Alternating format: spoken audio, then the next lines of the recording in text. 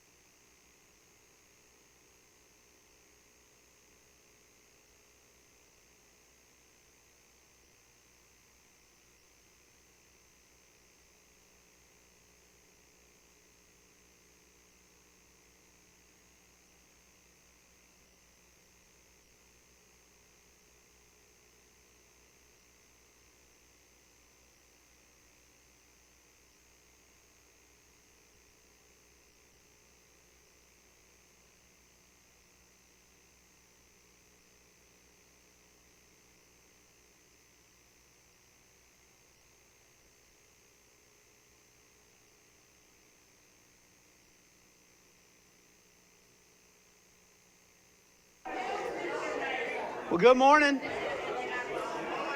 Good morning, everybody. Glad everybody's here. We'll get started, maybe.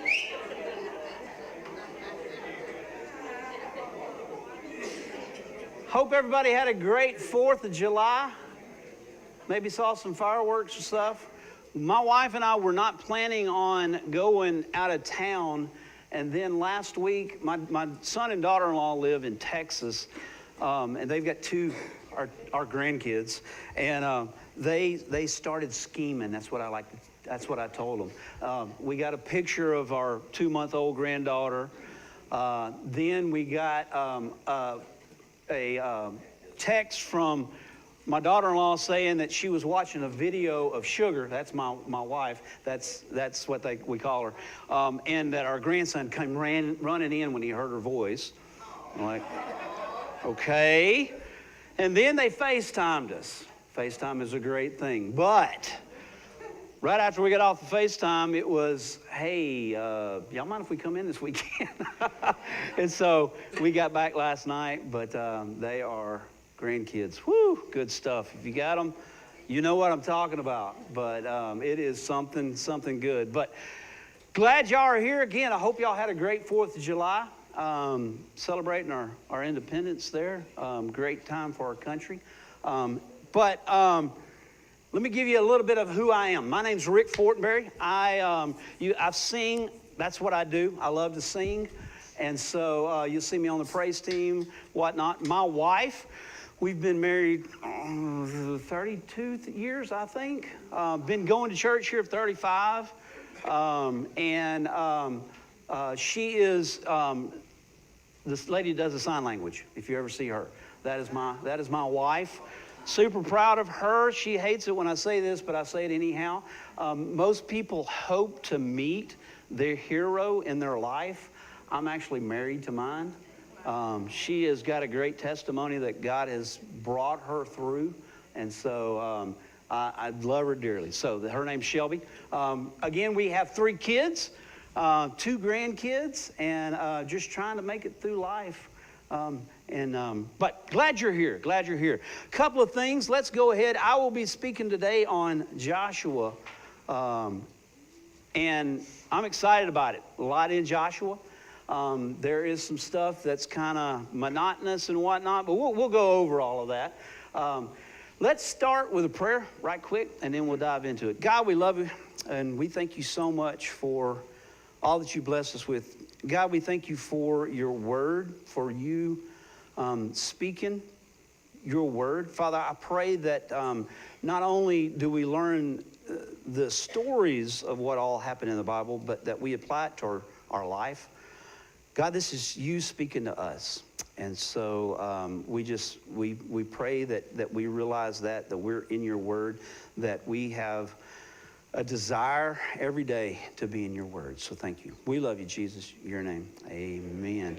I was thinking about this. My wife and I did a family class. We just did one class several years ago. I'm usually speaking in front of kids. And most of the time I'm like, hey, be quiet. Hey, get off your phone, whatnot. So hang on tight. This lesson, we may be done in 15 minutes and we may run over. I'm not exactly sure what's going to happen, but we'll get started. As I started this study, I wanted to share some things that I've been doing. We're going through the Bible in a year. A few years ago, I started reading the Bible. I was raised in the church. My dad has been a preacher for forever. That's the best way to say it. So I slept in the pew, bathed in the baptistry. I was here all the time. So I know a lot of the stories of the Bible. What I want you to know is, first of all, those stories are not stories. They're accounts of what actually happened. Okay? They're not some made-up story. This is actually stuff that happened. Next, a few years ago, I started reading the Bible. Since I was raised in the church, I started pretending like I had never read the Bible before. Just whenever I go to a context, I started pretending like I had never read it before. And it really helped and changed a lot of how I read the Bible. I'd read a section and then I'd be like, all right, let me go back like I've never read it before. What are some things that are like kind of stood out to me? And it started opening up a lot of questions. And boy, when you start having questions about the Bible, you can go down some rabbit holes that are great. I am also a person that I love small details. I love some of the little details that we just kind of read over in the Bible. I love them. And so bear with me. I'm probably going to draw some of these out. And so let me see if I can get back in my computer. Uh-oh. Nothing's working. Let me go back. Hang on a minute. Y'all bear with me. Sorry about this. So, again, I like some of the small things. Let me give you an example, right? So Saul, you'll cover Saul here in a little bit. Not the apostle, but why is it? There we go. But King Saul. Before he became king, he came in and he wiped some people out. Protecting a city. The day he dies, some other people, this is years later, hung his body on the wall of their city when they killed him. Just some of the small details. I love that city that he had protected all of those years ago, marched all night long, came and pulled his body off of the wall. Just little things like that I just love, right? And so there's several here in Joshua that we're going to go through. And so I just want to share that. Hey, if you've never read, I just talked to a brother that was like, man, it's cool stuff going on. I hadn't really read the Bible much, right? I thought this and that. Or if you've been here all your life, start pretending like you've never read it before. That's my challenge as we go through this year of the Bible. Next, let's go back. Quick review, all right? Just a real quick review. First of all, Genesis 1:1. In the beginning, God. I could speak 6 weeks just on that because it's so powerful. So there was a beginning, which means what? There's going to be an end, right? And in the beginning, there was God. So what does that make him? That makes him outside of space and time. We're consumed with it. That makes him outside of space and time. Time doesn't affect him, right? It also makes him very powerful. that he was there before the beginning, right? And so, jump ahead. Abram, right? God chose Abram and his family to become the children of Israel, or the Israelites. God promised them their own land. But first, there's going to be some tough times. They would become slaves. This happened in Egypt, and for 430 years, that's what happened. Wasn't easy, wasn't fun. They were slaves. But then, God brings Moses onto this thing and uses Moses. 10 plagues happened, right? And that was not just some 10 random plagues. That the Israelites believed in Yahweh God, but they thought he was weaker than the Egyptian gods. That was God showing them, I'm more powerful than these fake gods. I'm the one true God, right? And so we have them leaving Egypt. We have them coming up with, where am I at? He made a covenant with them on Mount Sinai, but because of their lack of confidence in God, they had to wander around the desert for 40 years. Israel camps outside the promised land. Moses calls them to obey all the commands, all God's commands, so they could show all the nations what God is like. And then Joshua picks up right where Moses has died, and Israel is ready to enter the promised land. After all of these years, now's the time. If you ever wanted something and you're fixing to get it, maybe going on vacation, it's your dream vacation, or a car, right? This car that you want. I drive a 97 4Runner. Whenever I go to get a new car, I'm going to be like, I can't sleep at night, right? Imagine that, but you've waited all of these hundreds of years, and now it's about to happen. Something else I like to do, I like to put myself in the story. This helps me learn, right? And so I'm putting myself in the Israelites' sandals, right? That, man, this is what God had promised us, and it's about to come true. Now, it's going to take a few years, but it's about to come true. That's how I picture it. And so it happens. The book of Joshua, let's break it down for a minute. The book of Joshua continues the story of Israelites after the exodus from Egypt. The book chronicles the years of Joshua's leadership of the people after Moses anointed him Israel's leader. The 24 chapters division of the book of Joshua can be summarized this how. And we're going to break it down. Chapters 1 through 5, Joshua leads Israel into the promised land. Chapters 6 through 12, battles with the Canaanites. We're going to look into some of those. Chapter 13 through 22, Joshua divides up the land. But you'll wake up. We'll talk about it a little bit, right? Chapters 23 through 24, Joshua's final words before he dies. So let's dive into it. First of all, I want to start Deuteronomy. Just read a little bit of the last of what happens here. Let's start Deuteronomy 34:5. And Moses, the servant of the Lord, died there in Moab, as the Lord had said. He buried him in Moab, in the valley opposite Beth-peor.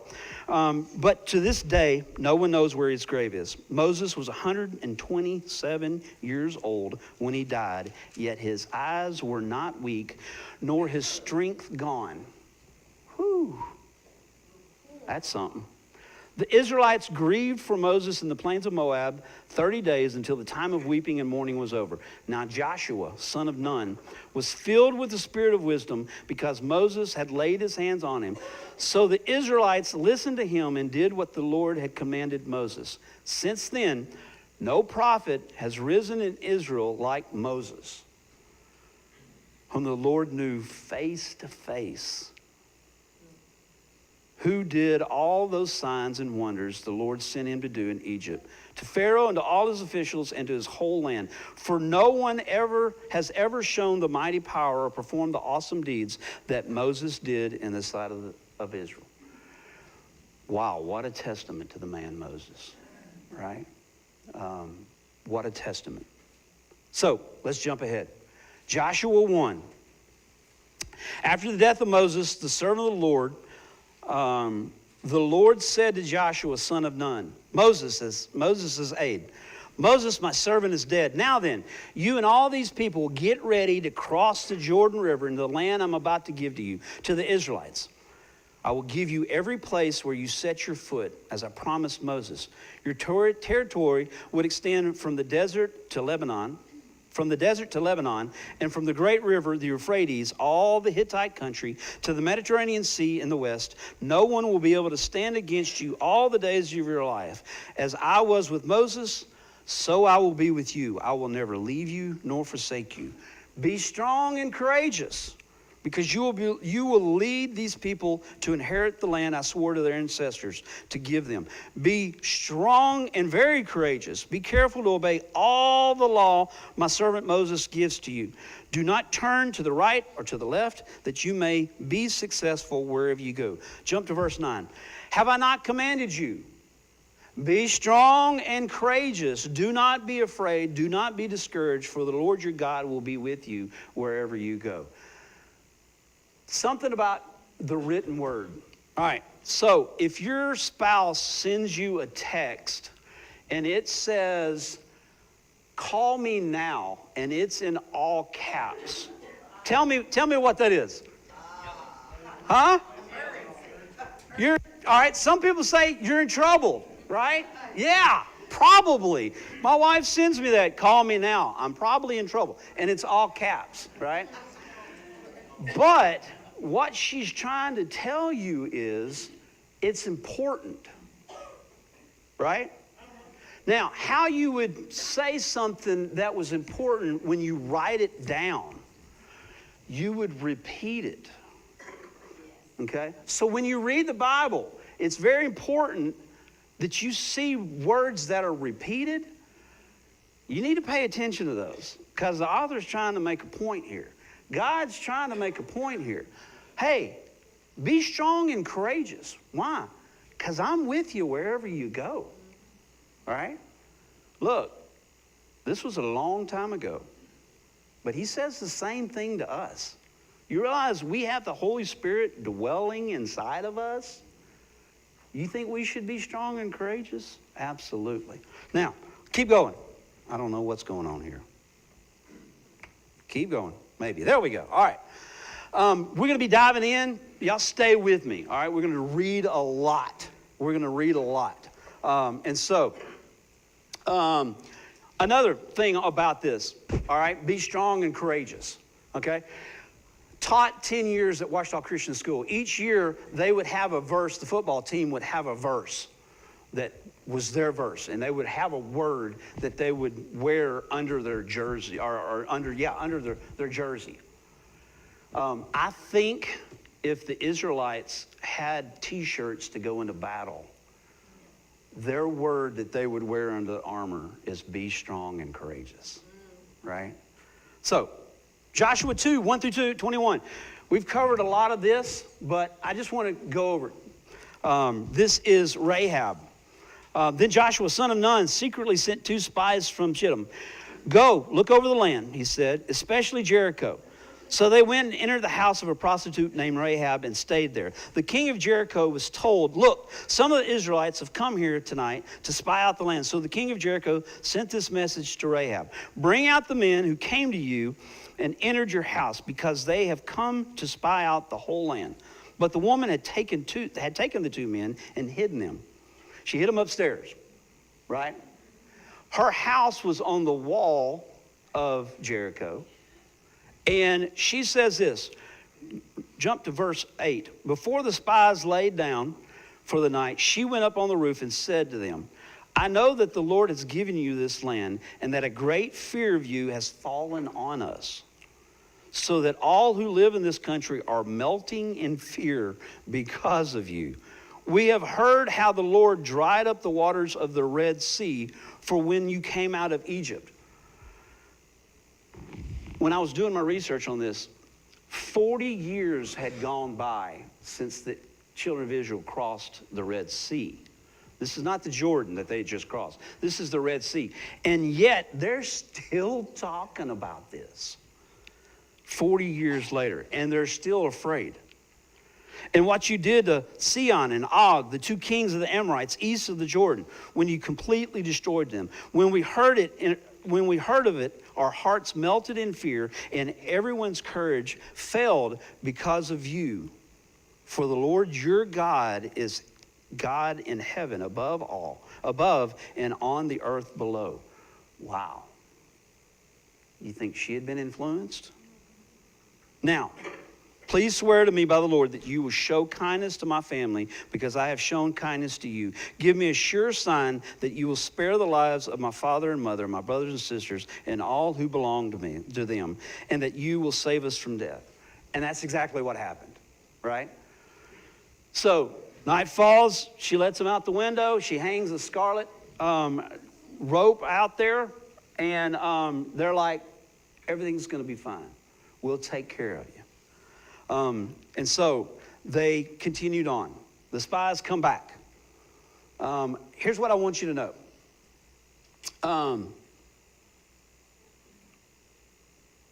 Let's see. Okay, yeah. I'm right on track. Here's what I want you to see. The spies come back. These two spies come back into town. And this is what happened. 23. So chapter 2, verse 23.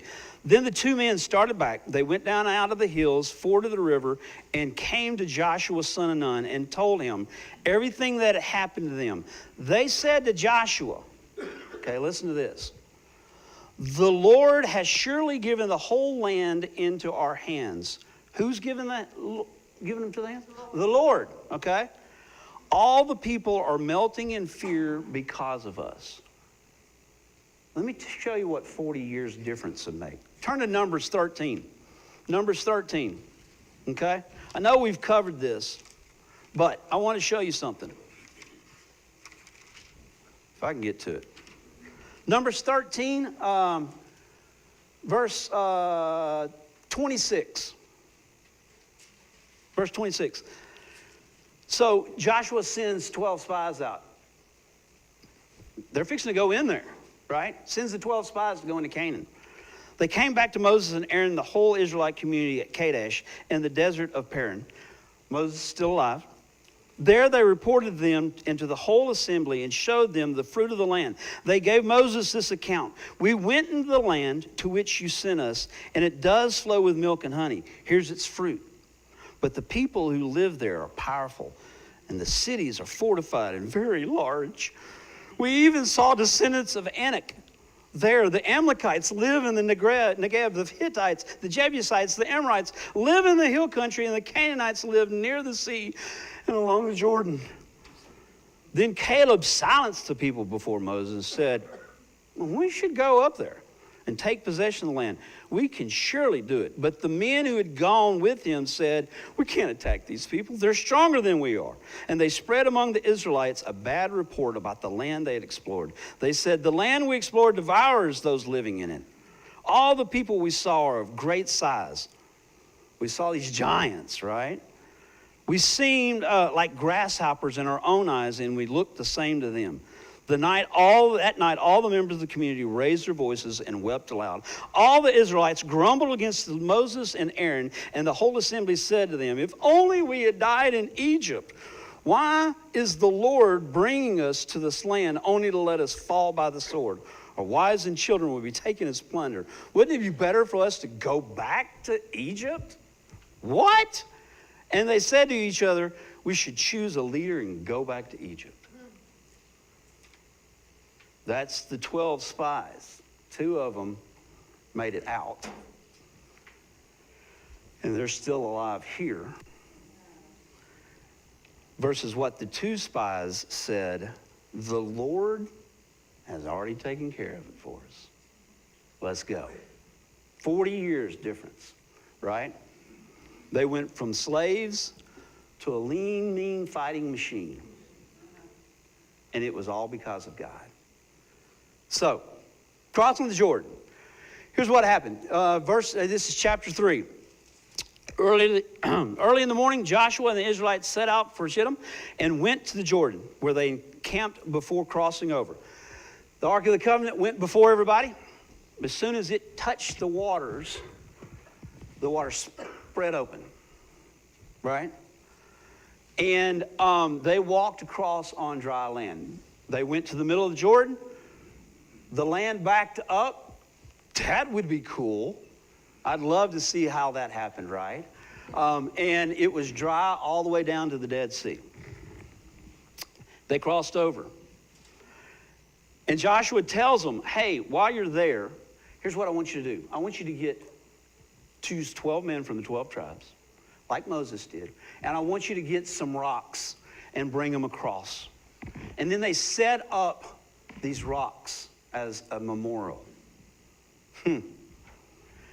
Right? We have memorials in our own life, right?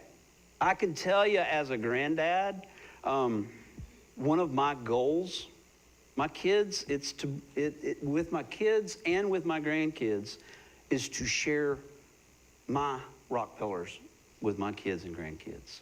The things that God had done in our life. And it says here in, let's see where it's at. 24, I think? 3:24. Let's go there. It says this. Not 24. Not 24. My bad. Joshua. Oh, we moved on. That's right. So they crossed the Jordan. That's what they did. Crossed the Jordan. Now we're in chapter 4. And they said this. Joshua 4:24. He did this for all the people of all the earth might know that the hand of the Lord is powerful, and so that you might always fear the Lord your God. When he dried up the sea. This memorial that was there. Now, move on, okay? So they're not starting the war yet. They got to go through some things. They got to do some things first. Joshua 5. Circumcision, Passover at Gilgal, and the commander of the Lord. Chapter 5, there's a transition. The people take a look back at the roots as God's covenant people. The new generation is circumcised. He says, hey, now when all the Amorite, let's jump down to verse 2. At that time the Lord said to Joshua, make flint knives and circumcise all the Israelites again. Now this is me reading between the lines. You're hoping that those flint knives are really sharp, right? Gives them some time to get over that. And then they celebrate the Passover in the promised land, okay? Now, the Passover, the 10th plague, right? So the Passover, this 10th plague that they're celebrating, like I said, I taught Bible for 9 years at Ouachita Christian, and I always loved talking about Joseph because when we got to Passover, I loved talking about Passover.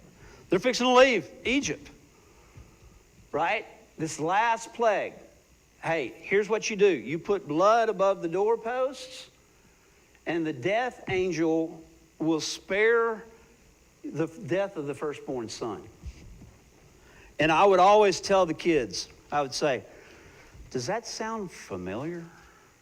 And they'd go, oh, Shama. And I'd say, blood saved the life of people. Does that sound remotely familiar? And they'd go, oh, it's Jesus. And I'm like, exactly, right? So they celebrate, they don't know it yet. They celebrate the death, burial, and resurrection of Jesus, the Passover, before they go and conquer the land that God had promised them. I love that, right? So it's the small things, the little details that I love. That's one of them. They didn't know. They just thought this was a celebration of when we got out of Egypt, and it was.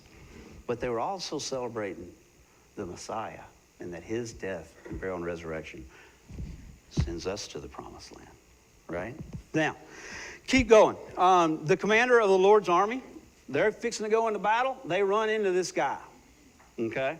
We talked about it at house church Sunday night. Who it was, I don't know. Commander of the Lord. Some people say maybe it was Jesus himself. Don't know. Because he says, hey, this is holy ground.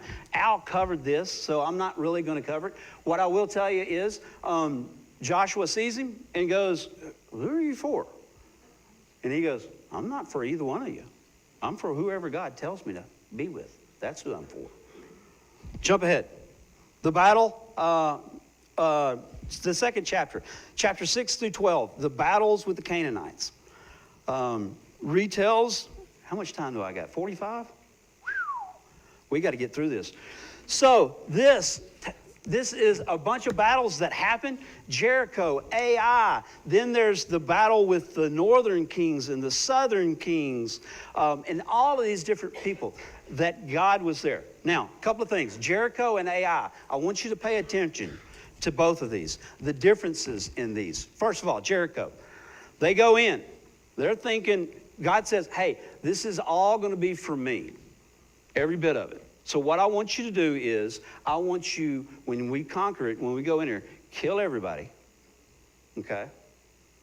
Don't take anything, and then burn it. Because it's all for me. Don't take anything. So they go in. Day one. They're ready to fight. Right? They're sitting there, the guys in Jericho, the army in Jericho, they're on the walls waiting. They see them coming. They hear the trumpets blowing. They walk around it. They're like, oh, here we go, here we go, here we go. What are they doing? There's nobody yelling. There's trumpets. Maybe they were playing When the Saints Come Marching In. I don't know, right? But the trumpets were blowing, right? They walk around, and then they leave. Right? They're on the wall. They're going, what's going on here? They just left. I don't know. Right? Day two. Here they come. Here they come. Get ready. They just did the same thing. What in the world? I imagine by day three, that's just me, my imagination, I put myself there.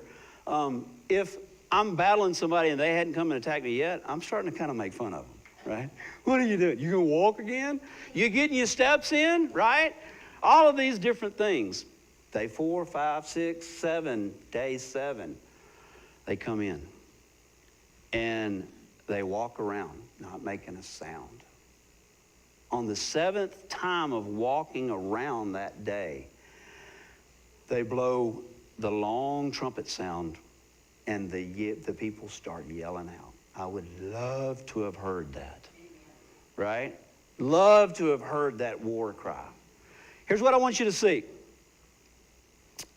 Jericho, a couple things. They have found Jericho. They've excavated it. And I love the story behind it. Like I said, I love getting into it. I'm kind of a wannabe history buff. So I did some research on Jericho. They found it. And what they would do, Jericho is a tell. Okay, what that means is they would build cities on top of each other. Okay, they would build cities on top of each other. So imagine layers of cake, right? So you could see different layers of this cake. What they would do is they would set up a foundation wall, and then they would fill it full of dirt. Okay, so that the dirt didn't just fall off. Then they would build their city on top of that. They'd build the walls on top of the foundation. The foundations of Jericho were anywhere from 12 to 15 feet, just the foundations. Then they would build a wall on top of that, okay? Clay brick wall on top of that. It was thick, okay? Big wall. It said that Rahab lived in the city wall there, right? So it was a big wall. And so they, when they did the war cry, let me back up. So if you're coming and you're fixing to attack Jericho, first of all, you got to go up this embankment. That's about 15 feet. Then once you get there, then you got a wall. If I'm trying to get into a city, okay, if I'm trying to get into a city, I'm trying to knock the wall down, which way is the wall going to fall? On them, right? When they did the excavation of Jericho, they found out that the walls fell out because it was from God. Now, it says that God says this in 6:5. When you hear them sound a long blast on the trumpets, while the whole army and have the whole army give a loud shout, then the wall of the city will collapse, and the army will go up, everyone straight in. Now here's the cool thing. They have this embankment that they got to get up, but the wall just collapsed. So when he says, go up into the city, they now have a ramp to literally go up into the city from the wall that just fell. That's pretty cool, right? Now, something that I missed is the manna ran out right after Passover. If I have a fighting force of, say, 400,000 people, what's something I have to have for them? Food. So if I'm going to attack a city, the first thing I'm going to do after I kill everybody is I'm going to get all their food. They found, when they excavated it, storehouse after storehouse of burnt food. And we know it was at harvest time because they said they just crossed the Jordan that was at flood stage, which happened at harvest time. Why? Because it's just more proof of the Bible is true. Because God said, this is all from me. And so I just found that interesting. I love that aspect of it. Now, let's keep going. So, God was with them. Everything happened. God gave them, they killed everything. Now that we're going to talk about that because every man, woman, child, everything was killed. That's tough. And I'm okay. We talked about this at House Church. That's a tough one. We'll talk about it. But then I want you to see Ai. They go to attack Ai. And it says this. So now we're in chapter 7. But the Israelites were unfaithful in regard to devoted things. Achan, several years ago, Al did a class on Achan. We were going through Joshua, and he called it Achan's booty. Right? Achan took some things, a treasure, a booty, right? That's the pirates would say, and hid them. But the Israelites were unfaithful in regard, this is chapter 7, to the devoted things. Achan, son of Carmi, the son of Zimri, the son of all these people. Now Joshua sent men from Jericho to Ai, which is near Beth Aven, to the east of Bethel, and told them, go up and spy out the region. So the men went up, spied out Ai. When they returned to Joshua, they said, not all the army will have to go up against us, against Ai. Send 2,000 or 3,000 men. So they did it. Nowhere in this conversation with Joshua and the men who spied out Ai is the word God in it. Now, God's already punishing them because of what Achan did. So they go, send 3,000 men, and got their butts torn up. That's the easy way to say it. Bunch of men died, right? And they're like, what in the world? God says, hey, I'm coming in, and we're going to have a conversation with everybody tomorrow. And they go through, come to find out, they find out Achan had done these things. Achan repents, right? But because of that, they stone him. And they pile up, they took everything that he had. His kids, everything. All of his animals, it killed it all. And then piled it up. And it says, and you can still see it today. Now, what I want you to see between the two battles. First battle, who was with them? God. Second battle, who was not with them? God. Okay? Now, from here on out, the Lord says, I've already taken care of it. Y'all go on. I got it taken care of. I'm with you. I'm with you. Joshua, God's with us. Be strong and courageous. From here on out. So, that's Achan. All right? Not a good way. Then they go back in with God's help and completely demolish Ai. Right? Verse 8, they destroy it. This is the most detailed battle that's in the Bible. I don't have time to go through it, but it's pretty cool how they did it. Next, the covenant was renewed. Verse 8, 34 through 35 in chapter 8. Afterward, Joshua read all the words of the law, the blessings and the curses, just as it is written in the book of the law. There was not a word of all that Moses commanded there that Joshua did not read to the whole assembly of Israel, including the women and children and the foreigners who lived among them. Next, the Gibeonites. The Gibeonites come in. Man, we just don't have time to cover it. The Gibeonites trick them. But what I want you to see with the Gibeonites, Joshua kept his side of the bargain, even though they tricked him. Now, they were wood splitters and carried water from then on, but God still chose to bless them. The kings of the south all get together, and they come after the Gibeonites. The Gibeonites are like, hey, Joshua, remember your vow to us. They march all night long. They come in. They start battling them.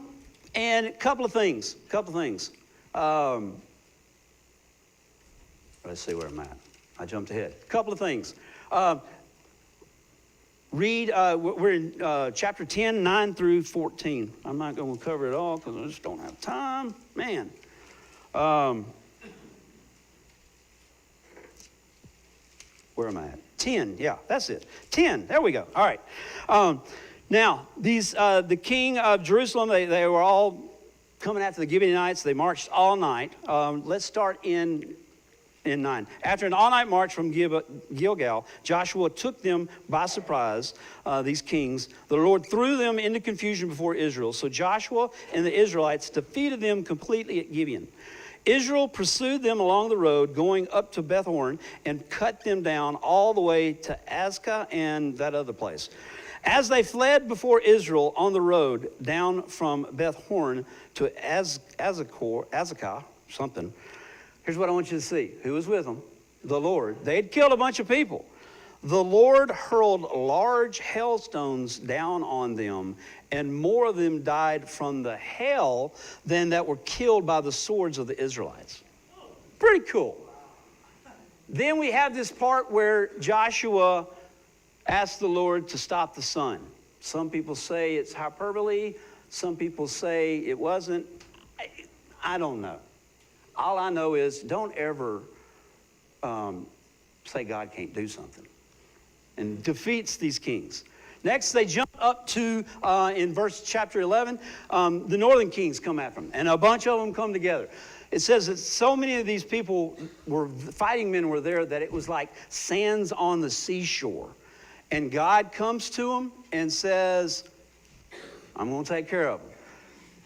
Let me read one part. 11, 6 through 9. The Lord said to Joshua, do not be afraid of them, because by this time tomorrow I will hand all of them slain over to Israel. You are to hamstring the horses and burn their chariots. And that's what they did. This time tomorrow. Defeated them. Next. Now, let me back up. A couple of things. Why did God why did he basically say, we got to get rid of these Canaanites? A couple of things. He didn't say kill them all. When I did my research, I always was taught that as a kid. He says kill them all, but that's not what happened. He said drive them out. Basically, he gave them a choice. Either follow Yahweh God, our God, or leave. If you won't leave, then we'll kill you. Now, the reason he said he declared war on the Canaanites, because they were so evil. I don't have time to read it. I have it. But in Leviticus, if you're taking notes, Leviticus 18, 1 through 5, they were horrible. Morally corrupt was an understatement, especially when it came to sexual practices, right? Like, hey, don't have sex with your mom. Don't have sex with your sister. Don't have sex. It's crazy. So that was one thing. The next thing was in Deuteronomy 12, 29 through 31, he talks about these Canaanites were sacrificing their own children to their fake gods. So they had become so evil, God says, get rid of them, right? Now, did God commit genocide? No, he didn't. Again, he said, follow our God, or leave. If you're not going to leave and you're going to fight against us, you're going to be killed. Okay? So, jump, keep going, jumping. Now, chapter 13 through 23, 22, Joshua's old. This is dividing the land. And again, it's a tough one. But this is important. The reason it's important is because this was the fulfillment of what God had promised to Abraham. Right? And they have boundaries and all of this stuff that they talk about. Chapter 13 to 22. jumping over it, all right? I know I'm supposed to be done at 45. Woo! Joshua's final words, okay? He's fixing to die. He knows he's fixing to die. And what, if you're on your deathbed, Judge and I share a scripture together. It's from 1 Kings. I think it's 1 Kings. That David's on his deathbed. He calls Solomon in, right? And he says, hey, I'm fixing to die, but here's what I want you to tell you. Judge is my son, by the way. Here's what I want to tell you. Be strong, act like a man, and follow God's laws. He basically tells Joshua tells his crew, he calls the leaders of Israel first in and says, hey, follow God's law. Get into his word. Do what he says, and he'll bless you. Then he calls all the people together, and he says, hey, follow God. Get into his word. Look, guys, this is our lifeblood. You struggle with something in your life, some sin in your life, this will help it. Literally, tests have been done that helps you with that sin, okay? And so he says the same thing that I'm telling you. Get into God's word. Follow God. If you don't, I'm giving you a choice here, he says. If you don't, hey, then the same thing that happened to the Canaanites is going to happen to you. And he says this, and it's the famous verse, right? He says this, but as for me and my household, we're going to serve the Lord. And they do. Another small detail here at the end. It's crazy. Here at the end of Joshua, boy, I just went through a lot. In verse 25, chapter 25, let me read this right quick. I'm trying to get there. I'm sorry. Joshua 24. Where did I get that? All right. He says this, and Joseph's bones, which Israelites had brought from Egypt, were buried in Shechem in the tract of land that Jacob bought for 100 pieces of silver from the sons of Hamor. This became the inheritance of Joseph's descendants. Here's what I love about that. Somebody carried his bones from the time he died, 430 years, until they came out of Egypt, carried them across the Red Sea, wandered around the desert for 40 years, went and conquered Canaan while carrying the bones, and now it's time, and he goes back to his mom and dad to be buried. I love that. You may think that's weird, right? But somebody honored Joseph enough. Whew, sorry, that was a lot to go through. I'm sorry. But some things we can learn all throughout Joshua. Joshua served God from when he was young as a spy, said, we got Canaan, let's go. All the way until he became a leader, he served God and put God at first. And even at the end of his life, he says, hey guys, get in God's word and serve him. And they did for a while. Love you guys. That is all I got. Have a great week.